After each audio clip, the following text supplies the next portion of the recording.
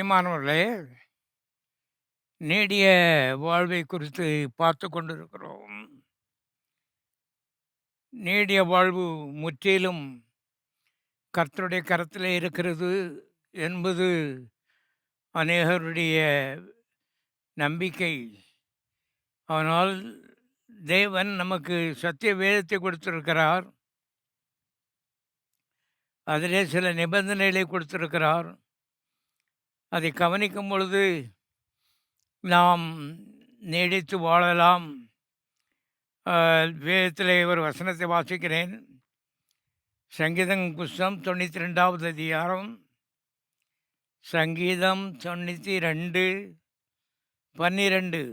நீதிமான் பனையைப் போல் செழித்து லீபனோனில் கேதுருவை போல வளருவான். மறுபடியும் வாசிக்கிறேன். நீதிமான் பனையைப் போல் செழித்து லீபனோனில் கேதுருவை போல வளருவான். பனை நீங்கள் பார்ப்பீர்களானால் ஒரே நேர்கோடு, மேலே மேலே மேலே வானத்தை நோக்கி அவ்விதமாய் மழையானாலும் சரி, வெயிலானாலும் சரி, எதையும் குறித்து அது அக்கறைப்படுவதில்லை. ஒரே நேர்கோட்டிலே மேலே போகிறது. அதை கர்த்தருங்கே நீதிக்கு ஒப்பிடுகிறதை பார்க்கிறோம். நீதினா ரைட்டுன்னு அர்த்தம். Right, straight. பாருங்க, ஆகவே நீதிமான்கள் யார் என்ற கேள்வி எழும்புகிறது. இயேசு கிறிஸ்து நீதிபரர். அவரிடத்தில் வருகிற எல்லாரையும் நீதிமான் ஆக்குகிறவர். ஆகவே இயேசுவை சொந்த ரட்சகராக ஏற்றுக்கொண்ட எல்லாரும் நீதிமான்கள் என்று அழைக்கப்படுகிறார்கள். இந்த உலகம் தேவனுடைய பார்வையிலே 2 கூட்டமாக பிரிக்கப்படுகிறது. 2 மதமாக அல்ல, ஜாதியில், சமுதாயம் இல்லை. அருமையானவர்களே, 2 கூட்டமாக பிரிக்கப்படுகிறது. ஒன்று நீதிமானுடைய கூட்டம், அடுத்தது அநீதிமான்களுடைய கூட்டம்.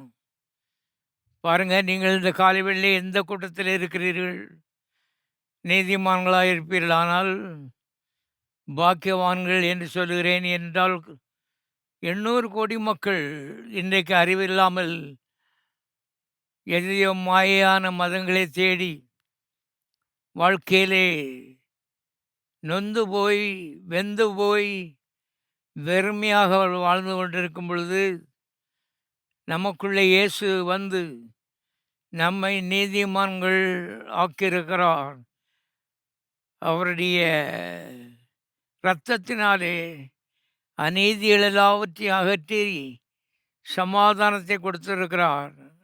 அநீதியான காரியங்களை செய்ய ஒரு வெறுப்பை கொடுத்திருக்கிறார். இது இயற்கையாக கோயிலுக்கு போகிறனாலேயோ, இது உபவாசம் இருக்கிறனாலேயோ, தான தர்மம் போன்றதுனாலேயோ, எந்த நற்கிரியினாலும் இதை சம்பாதிக்க முடியாது. நீதி என்பது அருமையானவர்களே, அது தேவனுடைய ஒரு தன்மை. தேவனே அதை நமக்கு பண்டமாற்று பண்ணினால் ஒழிய அது நமக்கு வாய்க்காது என்பதை தெரிந்து கொள்ளுங்கள். ஆனால் காலை வேளையிலே ஒரு நற்செய்தியை நான் உங்களுக்கு சொல்லுகிறேன். உயிரை உங்களுக்காக கொடுத்த ஒரு தேவன் ஜீவிக்கிறார். அவர்தான் நீதிக்கு சொந்தக்காரர். அவர் மாத்திரமே உங்களை நீதிமான்கள் ஆக்க முடியும். அவருடைய பேர் இயேசு. ஆகவே அவருடைய இரத்தம் நம்மை நீதிமான்கள் ஆக்குறது என்று வேதத்திலே வாசிக்கிறோம். பாருங்கள், இந்த செய்தியை சொல்வதற்கு முன்பாக ஒரு முன்னுரையை சொல்ல விரும்புகிறேன். எல்லாரும் அநேகர் இதை அறிந்திருப்பீர்கள். தெரியாதவர்கள் திட்டமாக தெரிந்து கொள்ளுங்கள். அப்போஸ்தலர் 3:15 சொல்லுகிறது, இயேசுவுக்கு பெயர் ஜீவாதிபதி, ஜீவனுக்கு அதிபதி. எபிரேயர் 2:14 சொல்லுகிறது, மரணத்துக்கு அதிபதியாகிய பிசாசானவன் என்று சொல்லுகிறது. ஆகவே இவைகள் அடிப்படையான சத்தியங்கள், மாறாதவைகள். இவள் மேலே நாம் நிற்கும்போது அருமையாலே மற்ற காரியங்களை புரிந்து கொள்வதற்கு ஈஸியாக இருக்கும். ஆகவே யோவான் 10:10 இயேசுநாதர் சொன்னார், நானோ மனிதருக்கு ஜீவன் உண்டாயிருக்கவும் வாழ்வு உண்டாயிருக்கவும் அந்த வாழ்வு பரிபூர்ணப்படவும் வந்தேன். திருடன் திருடவும் கொல்லவும் அழிக்கவும் வருகிறானே அன்றி வேறே ஒன்றுக்கும் வரான். பிசாசாகிய திருடன் அவன் திருடவும் கொல்லவும் அழிக்கவும் வருகிறானே அன்றி வேறே ஒன்றுக்கும் வரான். நானோ திருடன் அல்ல, கொல்லுகிறவன் அல்ல, அழிக்கிறவன் அல்ல. நானோ மனிதருக்கு வாழ்வு கொடுக்கவும் அந்த வாழ்வு பரிபூர்ணப்படவும் வந்தேன். பாருங்கள், பனையை பாருங்கள், எவ்வளவு வெயில் அடிக்கிறது, எத்தனையோ மரங்கள் பட்டு போகிறது, அது அசையாமல் இருக்கிறது. நீதிமானுடைய வாழ்க்கை அவ்விதமாய் கர்த்தர் ஒரு பிரமாணத்தை வைத்திருக்கிறார். நீடித்து வாழ்கிற வாழ்க்கை, நேர்மையான ஒரு வாழ்க்கை, அநீதியான காரியங்களை வெறுக்கிற வாழ்க்கை, எதற்கும் பயம் இல்லாத ஒரு வாழ்க்கை, இதுதான் நீதிமானுடைய வாழ்க்கை என்பதை தெரிந்து கொள்ளுங்கள். ஆகவே ஆதாமை குறித்து நாம் பார்த்து கொண்டிருக்கிறோம். ஆதாம் படைக்கும் போதே நீதிமானாக படைக்கப்பட்டான். நீதிமான்கள் மாத்திரம்தான் நீதியின் தேவனோடு உறவாட முடியும், அவரோடு சஞ்சரிக்க முடியும், அவரிடத்திலிருந்து காரியங்களை பெற்றுக்கொள்ள முடியும். ஆதாம் தேவனை தகப்பன் என்று அவ்விதமாக அழைத்து அந்த ரீதியிலே அவரோட பழகினான். பாருங்க, தேவன் யார்கிட்ட போய் பழக போகிறாரு? ஆடு மாட்டுக்கிட்ட போய் பழக முடியுமா? அல்லது தேவதூதர்கிட்ட போய் பழக முடியுமா? அவருக்கென்று அசோசியேட் பண்ணுவதற்கு, பழகுவதற்கென்று மனுக்குலத்தை தேவன் பிரத்யேகமாக உருவாக்கினார் என்பதை தெரிந்து கொள்ளுங்கள். ஆகவே மனிதன் தேவ குடும்பத்தை சேர்ந்தவன், தேவ ஜாதியை சேர்ந்தவன். தேவன் ஒரு ஜாதியை சேர்ந்தவர். அந்த தேவ ஜாதியிலே அவன் பிறந்திருக்கான், படைக்கப்பட்டிருக்கிறான்.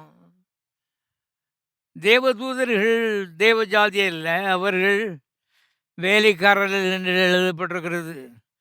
பாருங்க, ஆகவே இந்த ஆதாம் தேவ நீதியை பெற்றிருந்தபடினாலே தேவனோடு சமமாக அவரோடு கூட பழக ஒரு வாய்ப்பு அவனுக்கு கிடைத்தது. தேவன் அதை உருவாக்கி கொடுத்தார். நீதியை மனிதன் உருவாக்க முடியாது, உண்டாக்க முடியாது. நீதி தேவனே நமக்கு தர வேண்டும் என்று சத்திய வேதத்திலே நாம் வாசிக்கிறோம். ஆகவே ஒரே ஒரு கட்டளை மாத்திரம் அவனுக்கு கொடுத்தாரு, அந்த மரண விருட்சத்தின் கனியை சாப்பிடாதே, சாப்பிடுகிற நாளிலே சாகவே சாவா என்று அவனுக்கு ஒரு கட்டளையை கொடுத்திருந்தார். அருமையான இந்த ஒரு கட்டளையை அவன் கைக்கொள்ள முடியவில்லை, மீறிவிட்டான். அதனால் சாப்பிடுகிற நாளிலே சாகவே சாவா என்று சொன்னார். அவன் தொப்புன்னு விழுந்து சாகலை. ஆனால் தேவன் பொய் சொல்லாதவர், அவருடைய வார்த்தை மெய்யானது. உள்ளே உள்ள நீதி வெளியே போய்விட்டது, அநீதி உள்ளே வந்து விட்டது. தேவனுடைய குமாரனாக இருந்தவன் பிசாசின் குமாரனாக மாறிவிட்டான். சுபாவம் மாறிவிட்டது. ஆகவே அவன் ஏதேனில் இருக்க முடியாது. ஏதேனை விட்டு அவன் வெளியே துரத்தப்பட்டான். இன்பத்துக்கு பதிலாக ஏதேன்னா இன்பம். இன்பத்துக்கு பதிலாக துன்பம் வந்தது. வாழ்க்கை பூரா அவன் என்ன செய்வோம் என்ன செய்வோம் என்ற கேள்வியோடு மனிதன் வாழ ஆரம்பித்தான். ஏனென்றால் எல்லாம் நிறைவாயிருந்த ஏதேன் தோட்டத்திலே இருந்து வெளியே வந்து நிற்கிறான். எல்லாம் குறைவாக இருக்கிறது. உள்ளேயும் குறைவு, வெளியும் குறைவு. அருமையானவர்களே, ஆகவே இப்படிப்பட்ட ஒரு பிரச்சனையிலே அந்த குடும்பம் மாட்டிக்கொண்டு திடீர்னு அவர்களுக்கு ஒரு அதிர்ச்சி தென்பட்டது. என்னன்னு சொன்னால், 2 பேரும் நிர்வாணிகளாக இருக்காங்க. இதுவரைக்கும் நிர்வாணிகளாக தான் இருந்தார்கள். ஏன் அவர்களுக்கு அது புலப்படவில்லை? தேவ மகிமை அவர்களை மூடி இருந்தது. தேவனுக்கு ட்ரெஸ் ஒன்றும் தேவையில்லை. பாருங்க, ஆதாமுக்கு ட்ரெஸ் ஒன்றும் தேவையில்லை. தேவ மகிமை மூடி இருந்தது. ஆனால் ஆதாம் ஏவாளும் இப்பொழுது இந்த மகிமையை இழந்து அவமானத்தை எப்படி சகிப்பது என்பது என்ற பிரச்சனையிலே மாட்டிக்கொண்டிருக்கிறார்கள். ஆகவே அத்திலே அவர்களுடைய கண்களுக்கு முன்பாக தென்பட்டது. ஓடி போய் அத்தியிலே ஒன்றா அவங்க தொடுக்கிறாங்க, தைக்கிறாங்க, ஒரு ஆடை செய்கிறார்கள். அது எடுத்து தங்களுடைய அவமானத்தை மூட பிரயாசப்படுகிறாங்க. அது அவர்களுக்கு உதவி செய்யவில்லை. அத்தி இலை ரொம்ப நேரம் நிற்காது, காஞ்சு போகும். ஆகவே இப்படிப்பட்ட பிரச்சனையோடு நின்று கொண்டிருக்க அந்த குடும்பத்திற்கு உதவி செய்யும்படி தேவன் வந்தார் என்பது இந்த புஸ்தகத்தினுடைய ஆரம்பம். வேதத்தில் எழுதப்பட்டிருக்கிறது, இயேசு கிறிஸ்து நேற்றும் இன்றும் என்றும் மாறாதவர். ஆகவே ஆதியிலே ஏதேன் தோட்டத்திலே எப்படி இருந்தாரோ அப்படித்தான் அவர் இன்றைக்கும் இருக்கிறார் என்பதை தேவனுடைய பிள்ளைகள் மனதிலே கொள்வீர்களானால் கிறிஸ்தவ ஜீவியம் எளிதாக இருக்கும். தேவன் உங்கள் மேலே கடைசா இல்லை, கோபமாக இல்லை. கர்த்தர் உங்களுக்கு உதவி செய்ய வேண்டும், நான் ஜெபிச்சுட்டு வந்திருக்கிறேன். ஆனால் நீங்கள் சத்தியத்தை அப்படியே உள்ள கொஞ்சம் கொஞ்சமாக இழுத்து கொள்ள வேண்டும். தேவன் உங்கள் மேலே கோபமும் இல்லை. தேவன் உங்கள் குற்றங்களை கணக்கிலே வைக்கவில்லை. தேவன் தண்டிப்பதற்கு தருணத்தை பார்த்து கொண்டிருக்கவில்லை. எனக்கு எப்படி தெரியும்? ஆதாம் இவ்வளோ பெரிய தப்பு செஞ்சுருக்கான். சொல்லிட்டாரு, பாவத்தின் சம்பளம் மரணம். இதை புசிக்கிற நாளிலே நீ சாவாய் மரிப்பாய்ன்னு சொல்லிட்டாரு. அதையும் மீறி தேவனுடைய அன்பின் உள்ளம் அவனை கொல்ல விரும்பவில்லை. நீங்கள் சாகிறது தேவனுடைய சுத்தம் கிடையாது. நீங்கள் வாழுகிறது தேவனுடைய சித்தம் என்பதை அடிப்படை சத்தியங்களாக தெரிந்து கொள்ளுங்கள். தேவனை பற்றிய, தேவனுடைய தன்மையை பற்றிய ஒரு அறிவு உங்களுடைய வாழ்க்கையில் தைரியத்தையும் நம்பிக்கையும் ஜெபத்திற்கு பதிலையும் துரிதமாய் கொண்டு வரும். ஆகவே தேவன் அவனை கொல்ல இல்லை, அவனை தண்டிக்க இல்லை, திட்ட இல்லை. நியாயப்படி கொண்டிருக்க வேண்டும். ஏனென்றால் சொல்லி இருக்கிறார் சாவாயின்னு சொல்லி. அதுபடி அவன் செத்துருக்கணும், ஆனால் சாகலை. ஆனால் அருமையானவர்களே, அந்த குடும்பத்தில் ஏற்பட்ட அந்த பிரச்சனைக்கு தீர்வாய் என்றைக்கு இருந்தார் என்பதை மனதில் ஆழமாக பயிற்று கொள்ளுங்கள். சும்மா மன்றாடுகிறோம், கெஞ்சுகிறோம், ஆண்டவரே காலை பிடிச்சி கெஞ்சுகிறோன்னு சொல்லி அருமையான உங்கள் பரிதாபத்தை ஜெபத்திலே காண்பிக்கிறது இல்லை. அது ஒரு பிரயோஜனம் கிடையாது. It's a waste of time. என்றால் அருமையானவர்களே, வேதம் சத்தியம் வேறு விதமாக இருக்கிறது. ஆதாம் பரலோகத்துக்கு ஏறல. ஆண்டவரே எனக்கு ஏதாவது உதவி இருந்தால் செய்யுன்னு சொல்லி கேட்கல. ஆதாம் தேவனை தேடவில்லை, ஓடி ஒளிந்து கொண்டான். தேவன் அவனை தேடி கீழே இறங்கி வந்தார். தேவன் அன்பின் தேவன் என்பதை புரிந்து கொள்ளுங்கள். பரலோகத்திலிருந்து இறங்கி ஒரு தூசி மனுஷன் அவனை ஆதாமே நீ எங்கே இருக்கிறாய்ன்னு சொல்லி கூப்பிடுறாரு. வராரு, ஆளை காணும், தேடுறாரு. அதுக்கப்புறம் பெயர் சொல்லி கூப்பிடுகிறார். உன்னையும் பேர் சொல்லி கூப்பிட்டுருக்கிறாரு. உன்னையும் பேர் சொல்லி கூப்பிட்டுருக்கிறாரு. அருமையான அடிக்கிறதுக்கு இல்லை, நொறுக்கிறதுக்கு இல்லை. சத்திய வேதத்தை செய்யா புரிந்து கொள்வீர்களானால் கிறிஸ்தவ ஜீவியம் எளிதாக இருக்கும். நம்மை தண்டிப்பதற்கு அருமையானவர் தேவன் தேவையில்லை. ஏனென்றால் மனுக்குலம் முழுவதுமே இன்றைக்கு பலவிதமான தண்டனைக்குள்ளே தான் தவித்து கொண்டிருக்கிறது.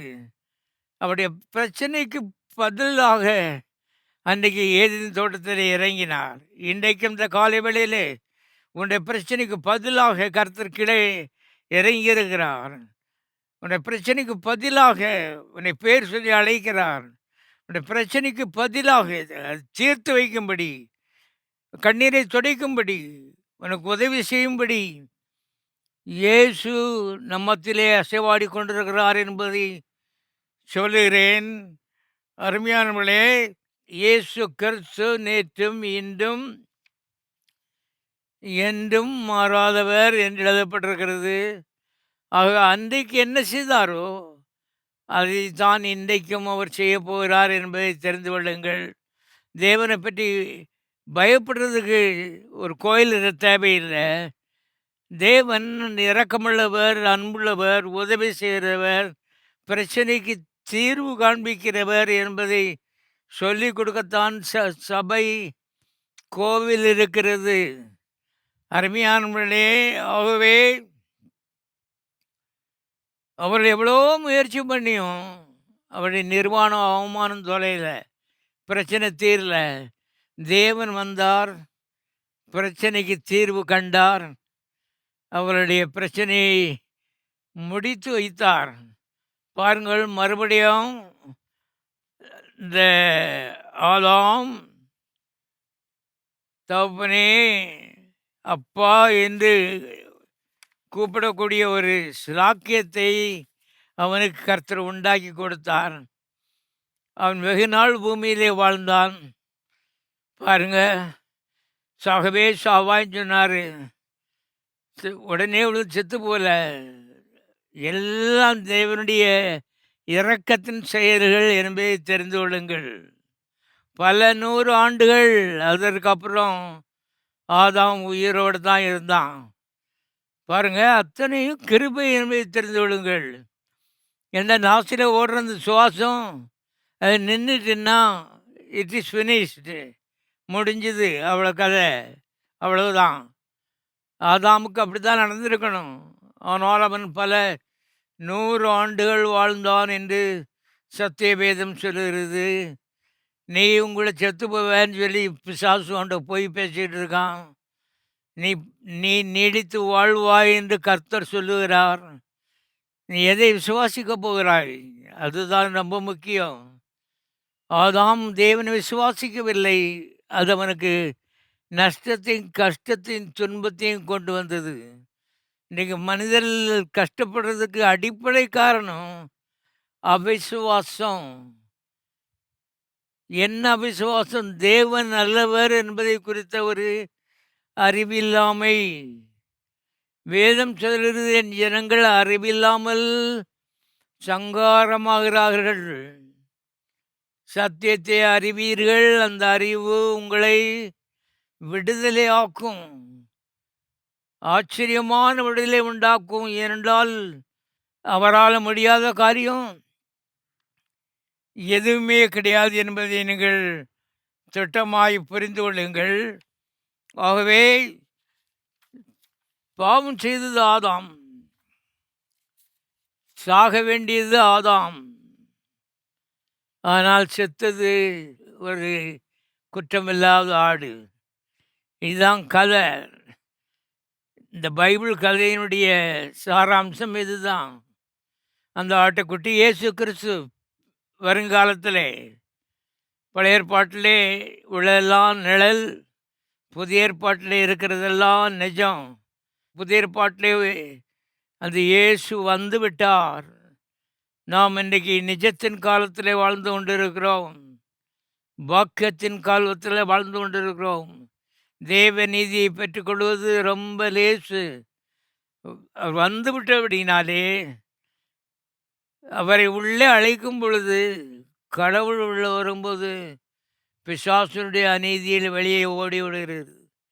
வாழ்க்கையில் சில தவறுகள் செய்திருந்தாலும் எல்லாவற்றுக்கும் இந்த தேவனிடத்திலே மன்னிப்பு உண்டு என்று வேதம் சொல்கிறது. ஆகவே இவன் சாக வேண்டும், அதற்கு பதிலாக குற்றமில்லாத ஒரு ஆடு மரித்தது, அதனுடைய ரத்தம் சிந்தப்பட்டது. ஒருத்தர் என்னை கேட்டார், ரத்தம் என்ன அவ்வளோ முக்கியமா அப்படின்னு கேட்டார். நான் யோசித்தேன், அவருடைய அறிவில்லாமை, ஆவிக்குரிய அறிவில்லாமையை பற்றி நான் ஐ ஜஸ்ட் ஒண்டர்ட். பாருங்க, ரத்தம் இல்லாமல் தேவன் இல்லை, தேவன் இல்லாமல் வேதம் இல்லை, வேதம் இல்லாமல் கிறிஸ்தவம் இல்லை. வேதம் அருமையாமலே ரத்தத்தில் தான் ஆரம்பிக்கிறது என்பதை தெரிந்து விடுங்கள். ஆதாம் ரத்தம் சிந்தவில்லை, ஆனால் அவனுக்கு பதிலாள் ஒரு ஆட்டுக்குட்டி. அது ஒரு பாவமும் செய்யலை. அவர்களுடைய குற்றமில்லாத ரத்தம் அன்றைக்கு தரையிலே சிந்தப்பட்டது. அங்கே ஆரம்பித்த அந்த இரத்த ஆறு, அது இயேசுவின் பிறப்பின்படியாக அப்படியே இந்த நித்தியம் வரைக்கும் அது தொடர்ந்து போகிறது. இரத்தம் இல்லாமல் கிறிஸ்தவம் இல்லை என்பதை தெரிந்து கொள்ளுங்கள். சந்தேகங்களுக்கு இதெல்லாம் உன்னை கொண்டு போடுகிற சந்தேகங்கள். ரத்தம் அவ்வளோ அவசியமா? அருமையான பிள்ளை கவனிங்க. ஆகவே ரத்தம் தன் மேலே நம்பிக்கை உனக்கு இல்லைன்னு சொன்னால், வேதத்தின் மேலே உனக்கு நம்பிக்கை இல்லை. ஏன்னா ரத்தம் இல்லாமல் வேதம் இல்லை, வேதம் இல்லாமல் தேவன் இல்லை. ஆகவே ரத்தம் ஆழாய் அன்றைக்கு ஓடினது. அங்கே தான் வேதம் ஆரம்பிக்கிறது, தொடருகிறது, முடிகிறது. கடைசி சம்பவத்தை நான் உங்களுக்கு வாஸ்து காண்பிக்க போகிறேன். அதில் ரத்தத்தை தான் பார்க்குறோம். ஏன்னா இந்த ரத்தம்தான் இந்த மனுக்குறத்தை அநீதிமான்களாக இருந்தவர்களை நீதிமான்களாக்கி பரிசுத்த தேவனோடு உறவாடுவதற்கும் நெருங்குவதற்கும் வழிவகுத்து கொடுத்துருக்கிறது. இது ஒரு பிரசங்கத்தில், இது ஒரு முதல்ல, இது ஏதோ ஒரு சில சடங்குகள் கிடையாது. எல்லாமே வீண். இன்றைக்கு உனக்கு விளங்கப்பட்டால் நாளைக்கு நீ புரிந்து கொள்வாய் என்பதை கர்த்தருடைய நாமத்தினாலே நான் சொல்லுகிறேன். ஆகவே ரத்தம் ஜீவன், உயிர், அதுக்குள்ள தான் கிறிஸ்தவம் சுற்றி வருகிறது. ஆகவே வேதத்தில் நான் வாசிக்கிறோம், எபிரேயர் 10ஆம் அதிகாரம் 4ஆம் வசனத்திலே, அல்லாமலும் காளைகளில் வெள்ளாட்டுக்கடா இவைகளுடைய ரத்தம் பாவங்களை நிவர்த்தி செய்ய மாட்டாதே. காளைகள் வெள்ளாட்டுக்கடா தான் பழைய ஏற்பாட்டில் இருந்துச்சு. பாருங்க, அவைகள் பாவங்களை நிவர்த்தி செய்ய முடியாது, அநீதியை வாங்கி கொண்டு நீதி தர முடியாது, மனிதனுக்கும் தேவனுக்கும் ஒரு தொடர்பை உண்டாக்க முடியாது. பாவத்தை மூடி வைக்கலாம், அவ்வளவுதான் அந்த ரத்தத்தை வச்சு. ஆனா பாவ மன்னிப்பும், பாவ நிவிர்த்தியும் இந்த மிருகங்களுடைய இரத்தத்திலே இல்லை என்பதை திட்டமாய் நீங்கள் புரிந்து கொள்ளுங்கள். ஆகவே மனிதன் கேட்குறான், சரி மிருகத்தினுடைய இரத்தத்தில பாவ நிவர்த்தி இல்லைன்னு சொன்னா, ஏதாவது ஒரு மனுஷனை பிடிச்சு அவனை பதிலாக நிறுத்தி ரத்தத்தை சிந்த வேண்டியது தானே, இதுக்கு என்னத்துக்கு இவ்வளவு பிரச்சனைன்னு சொல்லி யோசிக்கலாம். யாருடைய ரத்தத்தை சிந்திட முடியாது, உன்னுடைய ரத்தத்தை சிந்த முடியாது, என்னுடைய ரத்தத்தை சிந்த முடியாது. வேதத்தில் எழுதப்பட்டிருக்க எல்லாரும் பாவம் செய்து தேவ மகிமையற்று போனார்கள். மனிதன் ஒருவனுக்கும் தகுதி இல்லை. ஆகவே வேதத்தில் விதம் வாசிக்கிறோம், ரோமர்கள் விதத்தில் விதமாய் எழுதப்பட்டிருக்கிறது 3ஆம் அதிகாரத்திலே, அந்தபடியே நீதிமான் ஒருவனாலும் இல்லை, உணர்வுள்ளவன் இல்லை, தேவனை தேடுகிறவன் இல்லை. நீதிமான் ஒருவனாலும் இல்லை. இவனுக்கு பதிலாக இன்னொரு ஆளை வைக்கலான்னு சொன்னால், அது யாராக இருந்தாலும், ஆபிரகாமா இருந்தாலும் சரி, மோசையாக இருந்தாலும் சரி, எலியாவோ தாவீதோ, ஒருவருமே அந்த இடத்துல நிற்பதற்கு அவருக்கு தகுதி கிடையாது என்பதை தெரிந்து கொள்ளுங்கள். ஆனால் அதே சமயத்தில் அருமையானவர்களே, பரலோகத்திலே ஒரு சத்தம் கேட்டுக்கொண்டே இருந்தது. இதெல்லாம் நினைக்கும் போது கடவுள் மகா அன்புள்ளவர் என்பதை ஒரு மனிதன் புரிந்து கொள்கிறான்.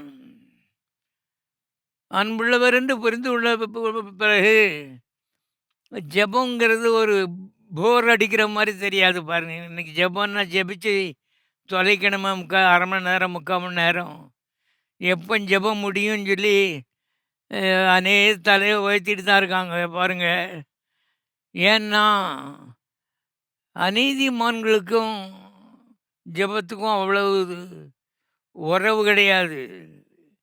பரலோகத்தின் தேவனுடைய அன்பை பாருங்கள். இங்கே இவ்வளோ பிரச்சனை நடந்துட்டு இருக்குது.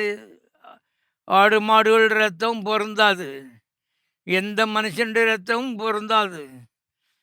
ஆனால் மனிதன் இங்கே ஆதாம் அநீதிமானாய் நிர்வாணியாய் நின்று கொண்டிருக்கிறான். அவனுடைய அவமானத்தை மூடுவதற்கு வழி என்ன, வழி என்ன, வழி என்ன என்ற ஒரு கேள்வி ஆவி மண்டலத்திலே எழும்பிக் கொண்டே இருக்கிறது. ஆனால் பரலோகத்தில் பார்த்தீங்கன்னு சொன்னால், ஏசாயாத்தின் புஸ்தகத்தில் 6ஆம் அதிகாரம் 8ஆம் வசனத்தில், ஏசாயா 6:8, யாரை நான் அனுப்புவேன், யார் நமது காரியமாய் போவான் என்று உரைக்கிற ஆண்டவருடைய சத்தத்தை நான் கேட்டேன். அதற்கு நான், ஆண்டவரே நான் இருக்கிறேன், என்னை அனுப்பும். ஆண்டவருடைய அன்பை பாருங்கள். இது நீங்கள் ஜெபம் பண்ணதுனால வந்ததா, அல்லது நீங்கள் என்னமோ கடவுளுக்கு முக்காத்தொட்டு கொடுத்ததுனால வந்ததா? ஒன்று நம்முடையது இல்லை. அருமையான பிள்ளை, நமக்குரியதென்று ஒன்றுமில்லை. பெருமை பாராட்டுவதற்கு ஒன்றும் கிடையாதாகவே தான் வேதம் சொல்வது, மேன்மை பாராட்டுகிறவன் கர்த்தரை குறித்தே மேன்மை பாராட்டுகிறவன். ஒன்று நம்மிடத்தில் இல்லை. இங்கே பரலோகத்தில் சத்தம் கேட்கிற பிதாவான சத்தம் கொடுக்குறாரு, யாரை நான் அனுப்புவேன், யார் நமது காரியமாய் போவான். இந்த பதங்கள்லாம் தேவாவியானவர் எனக்கு காண்பித்து கொடுத்தார். யார் நமது காரியமாய் போவான், அதாவது ஆதாமுடைய காரியம் நம்ம காரியம்தான். ஏன்னா தேவ குடும்பத்தில் ஒரு அங்கத்தன்றாகவும் இருக்கிறான். தேவனுக்கு அசோசியேட்டாக இருப்பதற்காக, உறவாடுவதற்காக, பகலின் குளிர்ச்சியான வேளையிலே அவரோடு நெருங்குவதற்காக படைக்கப்பட்ட சிருஷ்டி அவன் பிரச்சனை நம்ம நம்ம பிரச்சனை. இப்போ அவன் பிரச்சனைய தீர்த்து வைக்க வேண்டும். ஆகவே யார் நமது காரியமாய் போவான்?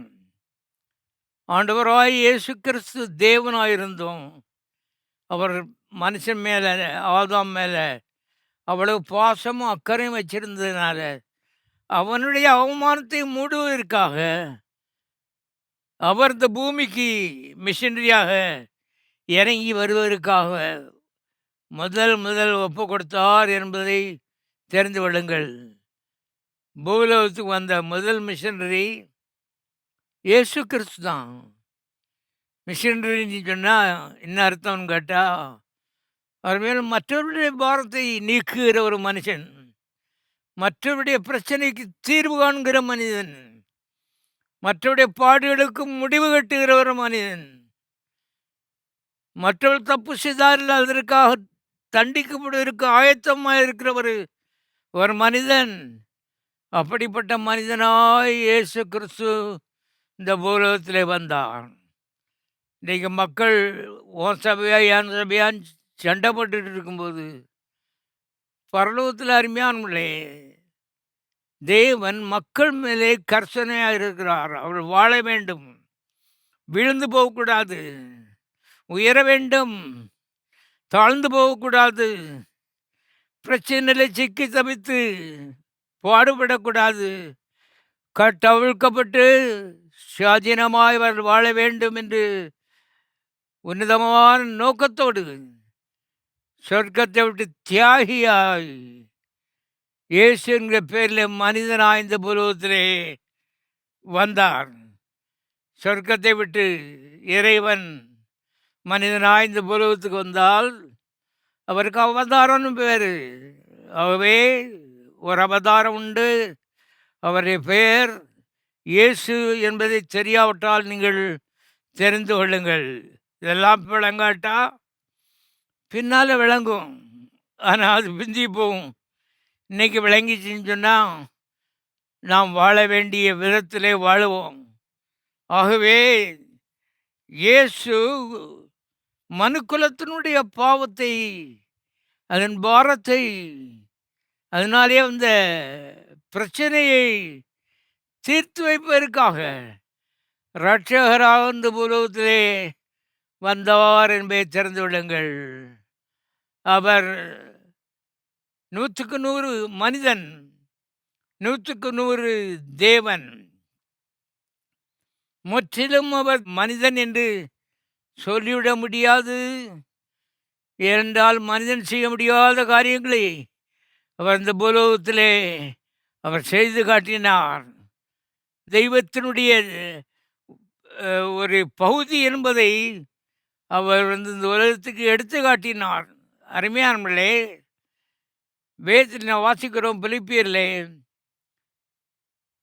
மனுஷ ரூபமாய் காணப்பட்டுன்னு போட்டிருக்கு.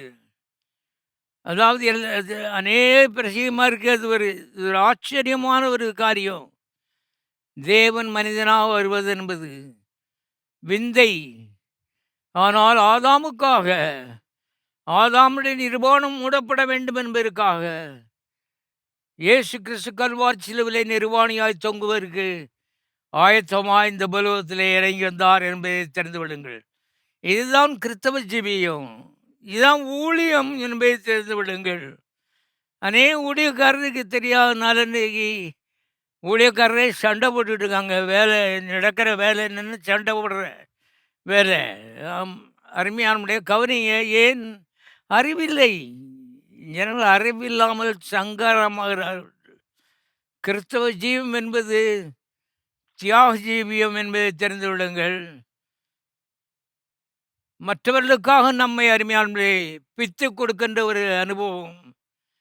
மனுக்குலத்துக்காக தன்னை பித்து கொடுப்பதற்காக இயேசு இந்த பூலோகத்திலே அவர் மனிதனாக பிறந்து, பாருங்கள், கல்வாரிக்கு போகிறதுக்கு முன்னால் அந்த அப்பத்தை பித்து என்று எழுதப்பட்டிருக்கிறது. அப்பத்தை எடுத்து ஆசீர்வதித்து அதை பிட்டு கல்வாரியிலே இயேசு சரீரம் பிக்கப்பட்டது. அதன் மூலமாக மனுக்குலம் இன்றைக்கு நீதி பெறலாம். யார் வேண்டுமானாலும் பெறலாம். விரும்புகிறவர்கள் எல்லாரும் பெறலாம். ஏராளம் வாய்ப்புகள் இருக்கிறது. அத்தனை நன்மைகளை அருமையானவர்களே, இரத்தத்தை சிந்தி சம்பாதித்து இன்றைக்கு வைத்து காத்து கொண்டிருக்கிறார். அவர்தான் தேவன். அவருடைய பேர் இயேசு என்பதை தெரிந்து கொள்ளுங்கள்.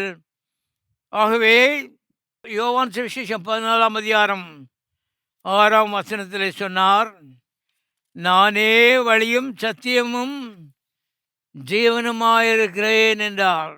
ஒருத்தர் கேட்டார், என்னது என்ன நானேன்னு சொல்றது, நான் சொல்ல வேண்டியது தானே அப்படின்னு.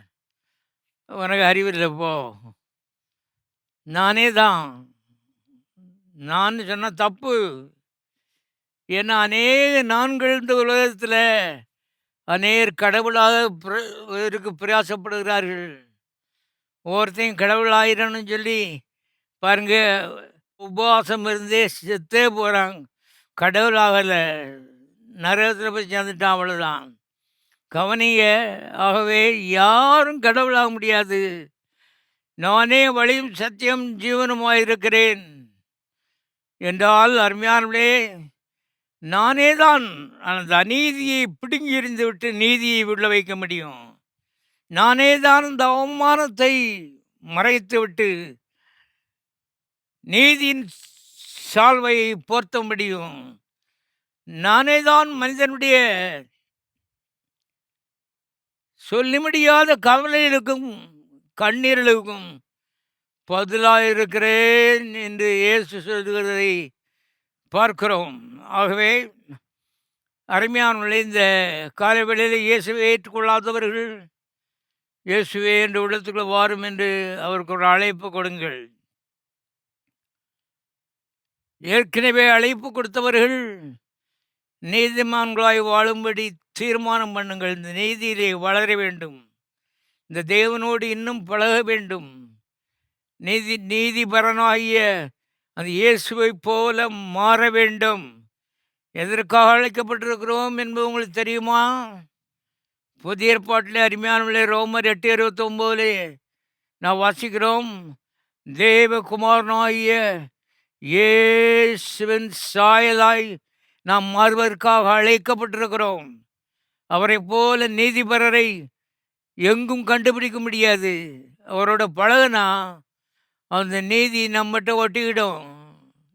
நாளுக்கு நாள் அருமையானவர்களே, நீதியிலே நாம் வளருகிறோம் என்பதை திட்டமாய் தெரிந்து கொள்ளுங்கள். ஆகவே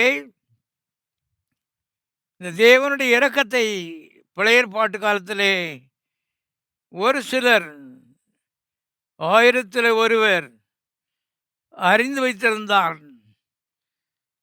அதில் ஒருவன் ஏசாயா.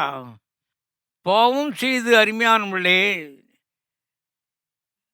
அவமானத்தை மூடுவதற்கு வழி இல்லாதபடி தவித்து கொண்டு இருக்கிற ஆதாமை போல்தான் இன்றைக்கு முழு மனு வர்க்கமும் இருக்கிறது.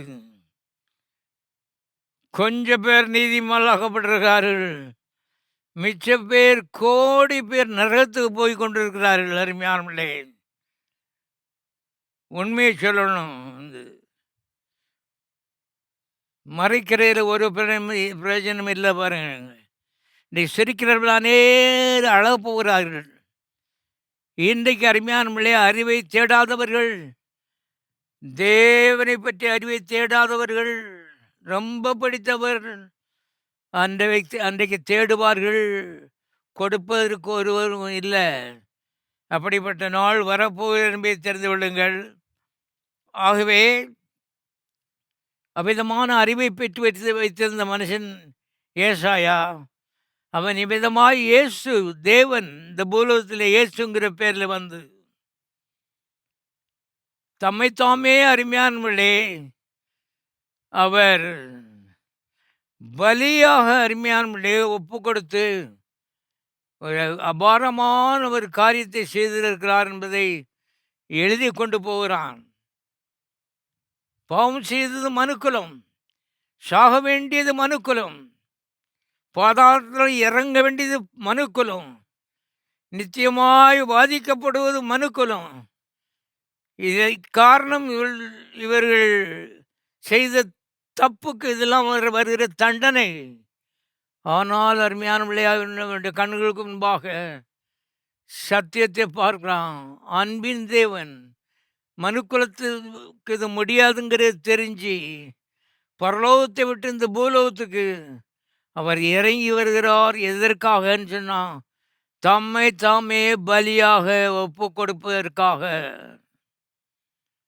பாவம் செய்த மனுஷன் அடிக்கப்பட்டது கிறிஸ்து. பாவம் செய்தது மனுஷன் ரத்தம் சிந்தினது கிறிஸ்து.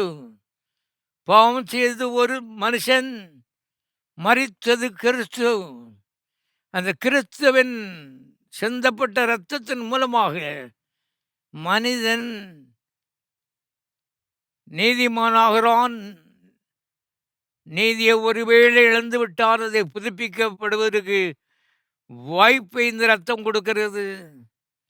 இந்த காலை வேளையிலே அருமையானவர்களே, நீதிமான்களை ஆசீர்வதிப்பதற்காக அந்த நீதிமானாகிய இயேசுவின் ஆவி அசைவாடி கொண்டிருக்கிறது.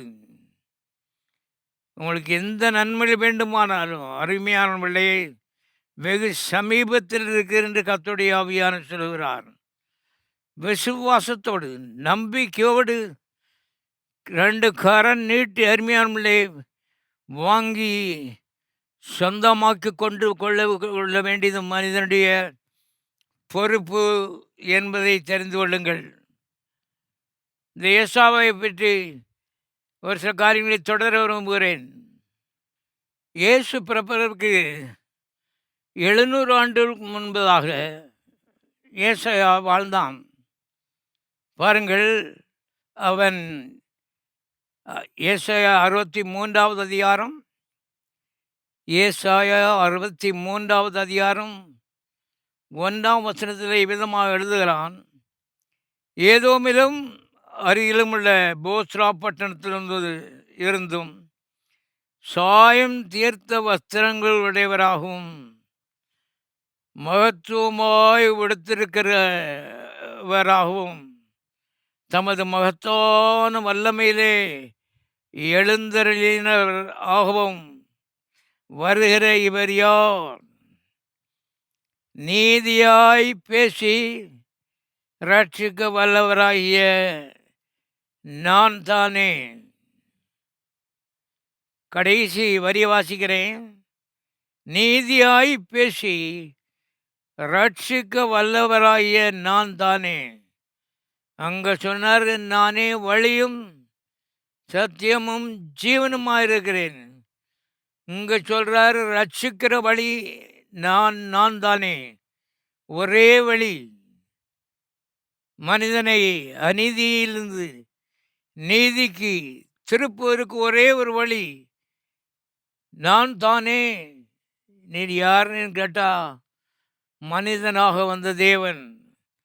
பாருங்கள், அவர் 2ஆம் வசனத்தில் சொல்றாரு, உம்முடைய உடுப்பு சிவப்பாகவும் உம்முடைய வஸ்திரங்கள் ஆலயம் மிதிக்கிறவனும் வஸ்திரங்கள் போலவும் இருக்கிறது என்ன? உம்முடைய உடுப்பு சிவப்பாகவும் உம்முடைய வஸ்திரங்கள் ஆலயம் மிதிக்கிறவன் வஸ்திரங்கள் போலவும் இருக்கிறது என்ன? அதற்கு ஒரு பதில் சொல்றாரு, நான் ஒருவனாய் ஆலயம் மிதித்தேன், ஜனங்களில் ஒருவனும் என்னோடு இருந்தது இல்லை. ஒருவரும் உதவி செய்யவும் முடியாது என்பதை தீர்க்கமாய் புரிந்து கொள்ளுங்கள். இயேசுக்காக அன்றைக்கு இருந்திருப்பேன், நான் சிலுவையில் ஏதாவது ஒரு உதவி செய்திருப்பேன்னு அநேக பக்தர்கள் யோசிக்கிறார்கள். ஒரு உதவி செய்ய முடியாது.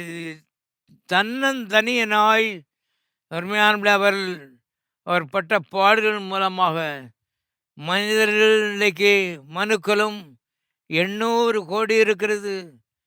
என்ன நன்மை வேண்டுமானாலும் எந்த நேரத்திலும் ஒரு கூப்பிடுதல் மூலமாக பெற்றுக்கொள்ள ஒரு பெரிய திறந்த வாசலை வைத்துவிட்டு அவர் பரலோகத்துக்கு போயிருக்கிறார் என்பதை தெரிந்து கொள்ளுங்கள். ஆகவே நான் ஒருவனாய் ஆலயம் மிதித்தேன், ஜனங்களில் ஒருவனும் என்னோடு இருந்ததில்லை. நான் என் கோபத்திலே அவர்களை மிதித்தது, என் உக்கிரத்திலே அவர்களை நசுக்கி போட்டேன். அதனால் அவர்கள் இரத்தம் என் வஸ்திரங்கள் மேல் தெரித்தது. அருமையான இரத்தம் வஸ்திரங்கள் மேலே எங்கே தெரித்தது? கல்வாரி சிலுவையிலே தெரித்தது.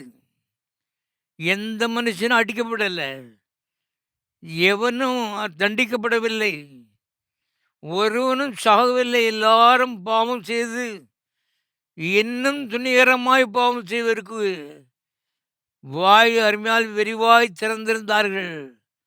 ஆனால் குற்றமில்லாத மாசற்ற ஆட்டுக்குட்டியாகிய இயேசு கிறிஸ்து, அவர் ஒரு பாவம் செய்யவில்லை, அவருடைய வாயிலே வஞ்சனை காணப்படவில்லை என்று எழுதப்பட்டிருக்கிறது. அவர் சிலுவையிலே அவர் அடிக்கப்பட்டார், அடிக்கப்படுவதற்கு ஒப்பு கொடுத்தார். ஒருவரும் அவர் அடிக்க முடியாது.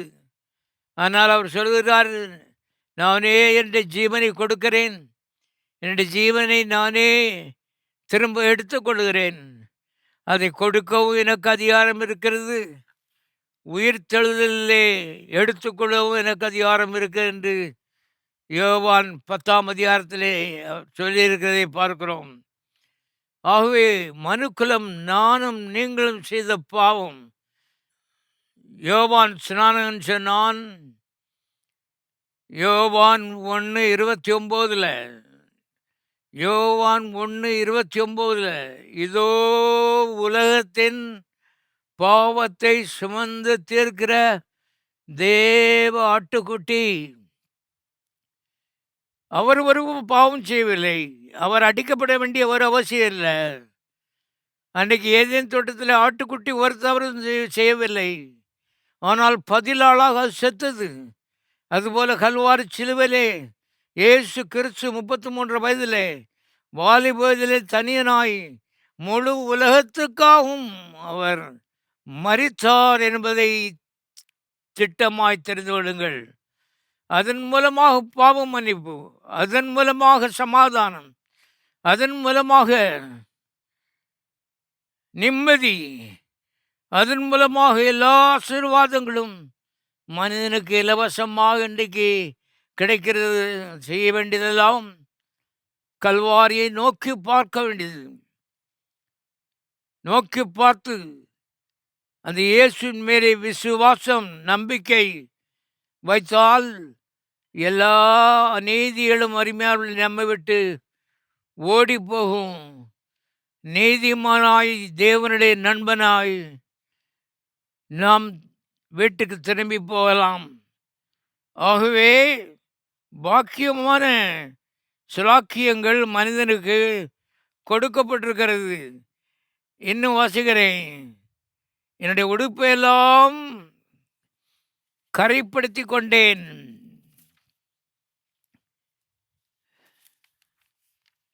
நீதியை சரிக்கட்டும் நாள் என் மனதில் இருந்தது. நீதி எப்படி வருது பாருங்க. நீதியை சரி கட்டியிருக்கார் கல்வாரியில். யார் மேலே சரி கட்டியிருக்காருன்னா தாம் மேலே சரி கட்டியிருக்காரு. ஒரு மனிதனை அடிக்கலை, தண்டிக்கலை. பாவம் செய்தது இவன், சாக வேண்டியது இவன். நானும் நீங்களும் அருமையான பிள்ளை சாக வேண்டிய இடத்துல அவர் தன்னுடைய ஜீவனை கல்வாரியிலே கொடுத்து இந்த நீதியும் ரட்சிப்பையும் இலவசமாய் சம்பாதித்திருக்கிறார். நாம் இன்றைக்கு செய்ய வேண்டியதெல்லாம் நம்ப வேண்டியது தான், விசுவாசிக்க வேண்டியது தான். நான் பார்த்தேன், வாசிக்கிறேன் 5ஆம் வசனம், நான் பார்த்தேன், துணை செய்வார் ஒருவரும் இல்லை, தாங்குவார் ஒருவரும் இல்லை என்று ஆச்சரியப்பட்டேன். அப்பொழுது என் புயமே எனக்கு ரட்சிப்பாகி, என் உக்கிரமே என்னை தாங்கிட்டு, என் கோபத்திலே ஜனங்களை மிதித்து, என் உக்கிரத்திலே அவர்களை வெறியாக்கி, அவர் சாரத்தை தரையிலே இறங்க பண்ணினேன். இந்த கடைசி வசனத்தை திரும்பி வாசிக்க போறேன். என் கோபத்திலே ஜனங்களை மிதித்து, என் உக்கிரத்திலே அவரை வெறியாக்கி, அவர்கள் சாரத்தை தரையிலே இறங்க பண்ணினேன். யாரையும் இயேசு கிறிஸ்து மிதிக்கவில்லை என்பதை தெரிந்து கொள்ளுங்கள். தன்னைத்தானே மிதித்து கொண்டார் கல்வாரி சிலுவையிலே. மிதிக்கப்பட வேண்டியவர்கள் நாம. மிதிக்கப்பட வேண்டியது மனுக்குலம். அடிக்கப்பட வேண்டியது மனுக்குலம். எல்லா அக்கிரமங்களையும் செய்துவிட்டு இன்றைக்கு மனுஷன் எந்த தண்டனையும் இல்லாமல் இருக்கபடினாலே தேவ பயம் அனைவருக்கு இல்லை. ஆனால் இங்கே மிதிக்கப்பட வேண்டியது மனுக்குலம் முழுவதும், உலகம் முழுவதையும் மிதிக்க வேண்டும். இயேசு தனியனாய் தன்னைத்தானே மிதித்து கொண்டார் என்று எழுதப்பட்டிருக்கிறது. தன்னைத்தானே மிதித்தபடினாலே அவருடைய ரத்தம், கடைசி சொட்டு ரத்தம், வாலிப ரத்தம், 33 வயதிலே தரையிலே ஆராய் இறங்கிற்று என்பதை தெரிந்து கொள்ளுங்கள். தலையிலே முள்முடி, கையிலே ஆணிகள், காலிலே ஆணிகள், முதுகிலே வாரடி. அது மாத்திரமல்ல, போர்ச்சேவன் ஒருவன் ஈட்டினாலே விழாவிலே குத்தினான். வாலிப ரத்தம் அன்றைக்கு தரையிலே ஓட ஆரம்பித்தது. இங்கே தேவன் சொல்கிறார், நான் ஜனங்களை மிதித்து அவர் சாரத்தை தரையிலே இறக்கினேன் என்று கர்த்தர் சொல்றாரு. அவர் சொல்றாரு, ஜனங்களை மிதிக்கல, என்னையே மிதித்து கொண்டேன், என்னையே தண்டித்து கொண்டேன். எதுவரைக்கும் தண்டித்து கொண்டேன்? மரண பரியந்தம் தண்டித்து கொண்டேன்.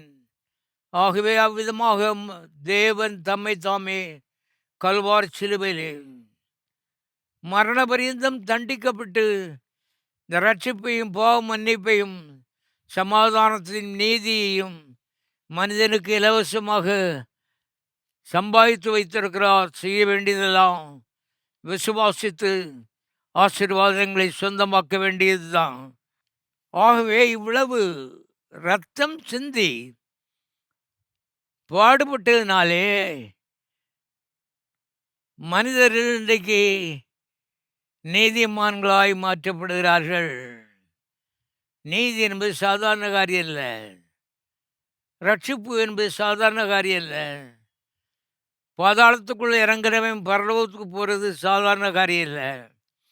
முழு மனு வர்க்கத்திற்காக, 800 கோடி மக்களுக்காக ஒரு தியாகி, ஒரு மனிதன் இயேசு அன்றைக்கு வாலிபத்தின் கொழுமை பருவத்திலே தன்னுடைய கடைசி சொட்டு ரத்தத்தை சிந்துவதற்கு முழு மனதாக தன்னை இதோ அடியேன் இருக்கிறேன், நான் போகிறேன்னு சொல்லி அன்றைக்கு மனமோந்து வந்து கல்வாரியிலே சிந்தின இந்த ரத்தத்தின் மூலமாக இன்றைக்கு நாம் நீதிமான்களாக இருக்கிறோம். ஆகவே ரத்தம் என்ன அவ்வளோ முக்கியமானு கேட்குறது ஆவிக்குரிய முட்டாள்தனம் என்பதை திட்டமாய் புரிந்து கொள்ளுங்கள். ரத்தம் இல்லாமல் ஒன்றுமில்லை. அருமையான இது வாழ்வா சாவா என்ற ஒரு கேள்வி என்பதை தெரிந்து கொள்ளுங்கள். இது கிறிஸ்தவம் ஒரு மதம் அல்ல, பரலோகத்துக்கு போகிற ஒரு வழி. இரத்த வழி. யாருடைய இரத்த வழி? கல்வாரி சிலுவிலே தியாகியாய் தொங்கிருந்த இயேசுனுடைய வாலிப இரத்த வழி. இந்த வழியை தெரிந்து கொள்கிறவர்கள் இவர்கள் எல்லா இரத்தத்துக்கும் பாதுகாக்கப்படுகிறார்கள், எல்லா தீமைக்கும் பாதுகாக்கப்படுகிறார்கள். இவர்களுக்கு பாதுகாவல் இருக்கிறது, இவர்களுக்கு பரிசுத்தம் இருக்கிறது, இவர்களுக்கு உலக பிரகாரமான எல்லா உயர்வுகளும் நன்மைகளும் காத்திருக்கிறது. இவர்களுக்கு பிசாசினுடைய எல்லா மரணத்தின் சக்தியிலிருந்து விடுதலை இருக்கிறது. காரணம், இயேசு எல்லா தண்டனையும் கல்வாரி சிலுவிலே பட்டு தீர்த்திருக்கிறார். பாருங்கள், இந்த அதிகாரம் இவ்விதமாய் முடிகிறது. இதுவரைக்கும் இயேசுவின் பாடுகளை பற்றி நான் பார்த்தோம். இந்த அதிகாரத்தில் ஏசாயா 61வது அதிகாரம் 7ஆம் வசனத்திலே ஏசாயா எப்படி சொல்கிறான்? கர்த்தர் எங்களுக்கு செய்தன எல்லாவற்றுக்கும் தக்கதாகும். அவர் தம்முடைய இரக்கங்களின்படியேயும் தம்முடைய திரளான தயவுகளின்படியும் இஸ்ரவேல் வம்சத்துக்கு செய்த மகா நன்மைக்கு தக்கதாகும். கர்த்தருடைய கிரியைகளையும் கர்த்தருடைய துதிகளையும் பிரஸ்தாபம் பண்ணுவேன். இவ்வளோ பாடுபட்ட பற்றி அருமையான விளக்கம் கொடுத்துட்டு கடைசியில் சொல்கிறான், கர்த்தருடைய மகா இரக்கத்திற்காக திரளான தயவுக்காக கர்த்தர் செய்த மகா நன்மைகளுக்கு தக்கதாகும் கர்த்தருடைய துதிகளை நான் பிரஸ்தாபம் பண்ணுவேன் சொல்லி அவன் கண்ணீரோடு அங்கே முடிக்கிறதை பார்க்கிறோம். அருமையானவர்களே, கல்வாரியை நாம் பார்க்கவில்லை. ஆனால் கல்வாரியிலே அன்று நடந்த அந்த சம்பவத்தின் விளைவு தான் இன்றைக்கு நீதிமான்களாக நாம் இருக்கிறோம். வேதம் சொல்கிறது, நீதிமான் பனையை போல் செழித்து லீபனோனில் கேதுருவை போல வளருவான் என்று எழுதப்பட்டிருக்கிறது. நம்முடைய முயற்சி இல்லை. அருமையானவர்களே, இந்த நீதி வல்லமையானது, நித்திய வரைக்கும் நம்மை வாழ வைக்கிறது, உயர வைக்கிறது. அருமையானவர்களே, ஆகவே இந்த நீதிக்காக ஆண்டவருக்கு ஸ்தோத்திரம் செலுத்துகிற ஒரு பழக்கத்தை சொந்தமாக்கி கொள்ளுங்கள் என்று இந்த காலைவெள்ளி கர்த்தர் உங்களுக்கு ஆலோசனை சொல்லுகிறார். பாருங்க, சகரியாவின் புஸ்தகத்தில் சகரியா பழைய ஏற்பாட்டில் ஒரு நீதிமான். அவன் சகரியா 9ஆம் அதிகாரம் 11ஆம் வசனம். சகரியா 9:11. உனக்கு நான் செய்வது என்னவென்றால் தண்ணீர் இல்லாத குழியிலே அடைபட்டிருக்கிற உன்னுடையவர்களை நான் என் உடன்படிக்கையின் இரத்தத்தினாலே விடுதலை பண்ணுவேன். இங்கே ஒரு தீர்க்கதரிசனம் செஞ்சிடறான் பாருங்க. தண்ணீர் இல்லாத குழி, பாதாள குழி, ஒரு சொட்டு தண்ணிக்காக லூக்கா 16ஆம் அதிகாரத்தில் பெரிய கோடிச்சோனை அவன் கெஞ்சிறான். தண்ணியில் விரல தொட்டு நாவில் வைங்கன்னு சொல்கிறான். அவ்வளவு அகோரம் தீ. அப்படிப்பட்ட தண்டனையிலிருந்து கர்த்தர் நம்மை இந்த இரத்தத்தினாலே விடுதலை ஆக்கியிருக்கிறார். நாம் இன்றைக்கு நீதிமான்களாய் மாறியிருக்கிறோம். நீதிமான்கள் நன்மையை அனுபவிக்கிறோம். அருமையானவர்களே, வெளியே இருக்கிற அநீதிமான்கள் உள்ளே வர வேண்டும் என்று ஆசைப்படுங்கள். அவன் இந்த கொடிய தீக்குள்ளே போய் இறங்காதபடிக்கு தப்பி வைக்கிற ஒரு வழி இருக்கிறது. அது இயேசுவின் இரத்தம். கடைசியாக பாருங்கள், பழைய ஏற்பாட்டில் சகரியா தீர்க்கதரிசனமாக சொன்னான். புதிய ஏற்பாட்டில் குற்றமில்லாத மாசற்ற ஆட்டுக்குட்டியாகிய கிறிஸ்துவின் விலையேற பெற்ற இரத்தத்தினாலே மீட்கப்பட்டீர்கள் என்று அறிந்திருக்கிறீர்களே. அறிவு நீதிமான்களுக்கு தேவை. அறிவு இருக்கும் பொழுது அருமையானவர்களே, தீமைகளுக்கு தப்பித்துக் கொள்கிறோம். அவர் உலகத்திற்கு முன்னே குறிக்கப்பட்டவராயிருந்து தமது மூலமாய் தேவன் மேலே விசுவாசமாயிருக்க உங்களுக்காக இந்த கடைசி நாட்களிலே வெளிப்பட்டார். ரத்தத்தை பற்றி திருப்பி ஒரு நேரம் வாசிக்கிறேன். குற்றமில்லாத மாசற்ற ஆட்டுக்குட்டியாகிய கிறிஸ்துவின் விலையேற பெற்ற இரத்தத்தினாலே மீட்கப்பட்டீர்கள் என்று அறிந்திருக்கிறீர்களே. பாருங்களாகவே உங்களை நீதிமானாக்கி இருக்கிறது குற்றமில்லாத இயேசுவின் இரத்தம் என்பதை ஆழமாய் நீங்கள் புரிந்து கொள்ளுங்கள். அருமையானவர்களே, வாழ்நாள் பூராவும் நாம் கர்த்தரை துதித்தாலும் இன்னும் போதாது. அப்படிப்பட்ட பாக்கியத்தை கர்த்தர் நமக்கு தந்திருக்கிறார். நம்மை நித்தியத்திலே பரலோக உயர்வுக்கு கொண்டு போவதற்காக கல்வாரி சிலுவையிலே பாடுபட்டு பாதாளத்துக்கு இறங்கி போனார். இதெல்லாம் யோசிக்கும்போது ஆச்சரியமாக இருக்கிறது, அதிசயமாக இருக்கிறது. தேவனுடைய பிள்ளைகள் இன்னும் முன்னேற வேண்டிய காரியங்கள் நேரம் இருக்கிறது. கர்த்தருடைய ஆவியானவர் எல்லாருக்கும் உதவி செய்வாராக. இந்த நீதியிலே இன்னும் அதிகமாக வளருங்கள். கர்த்தரிடத்தில் உள்ள பழக்கத்தில் அதிகமாக நெருங்குங்கள். இன்னும் அதிகமான ஆசீர்வாதத்தை கர்த்தர் உங்களுக்காக ஆயத்தப்படுத்தி வைத்திருக்கிறார். எல்லாரும் தயவுசெய்து எழுந்திருப்போம்.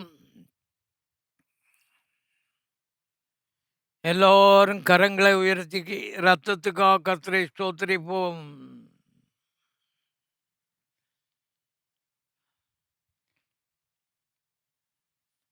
ஜெபிப்போம். பரலோக பிதாவே, நன்றியோடு நாங்கள் துதிக்கிறோம். மாசற்ற ஆட்டுக்குட்டியாகிய விலையேறப்பட்ட இயேசு கிறிஸ்துவை இந்த காலை வேளையிலே நாங்கள் உயர்த்துகிறோம். இயேசுவின் மூலமாக துதியை உமக்கு செலுத்துகிறோம். தேவ அன்பு, பாசம், இரக்கம், கருணை, காருண்யம் எங்கள் மக்களை நிரப்புவதாக. பிதாவே, எல்லாவற்றை காட்டும் இதுதான் முக்கியம் என்பதை சத்திய வேதம் திட்டமாய் சொல்லுகிறதே.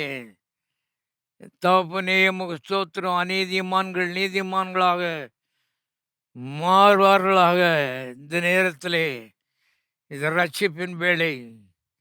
உலக பிரகாரமான எல்லா குறைகளும் மக்களுக்கு நீக்கி கொடுக்கும்படி இயேசுவின் நாமத்தினாலே நான் ஜெபிக்கிறேன். ஆண்டவரே, கர்த்தர் மேய்ப்பர், எனக்கு ஒரு குறையும் இல்லை. நீதிமான்களே, உங்களுக்கு நன்மை உண்டாகும் என்று எழுதியிருக்கிற வசனத்தை குடும்பங்களை உறுதிப்படுத்தும்படி இயேசுவின் நாமத்திலே ஜெபிக்கிறேன். அப்படி செய்கிறீர், அதற்காக உமக்கு நன்றி. இயேசுவின் நாமத்தில் பிதாவே.